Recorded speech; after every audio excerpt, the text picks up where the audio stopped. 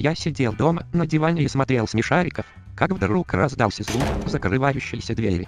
Я понял одно, это пришел уставший батя с работы. Я сразу же переключил на его любимое шоу «Дом-2». Батек, неся в руках какую-то посылку, пошел на кухню, не обратив на меня внимания. Интересно, что он принес? Я решил подглядеть, что в этой коробке. Батя в руках держал новый пылесос. У меня потекли слюни, я понял, что влюбился и мне надо срочно изнасиловать трубку пылесоса.